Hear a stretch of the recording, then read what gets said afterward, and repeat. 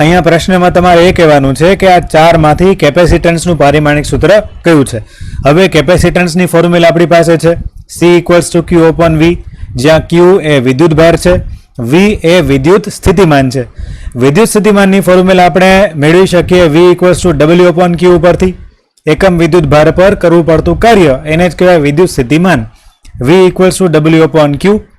આ કિંમત જો કેપેસિટન્સમાં મૂકીએ તો કેપેસિટન્સ આપણને મળે છે Q/W/Q, એટલે કે Q²/W. Q એ વિદ્યુતભાર છે, W છે એ કાર્ય છે અથવા તો ઉર્જા છે.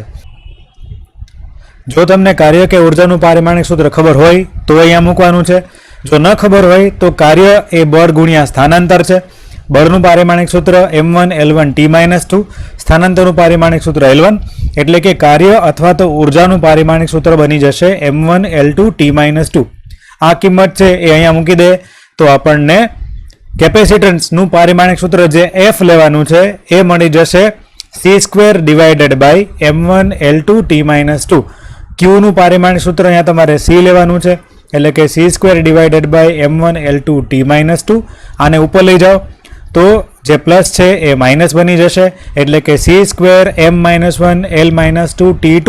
ઓપ્શન નંબર 1 એ આપણો સાચો જવાબ થશે.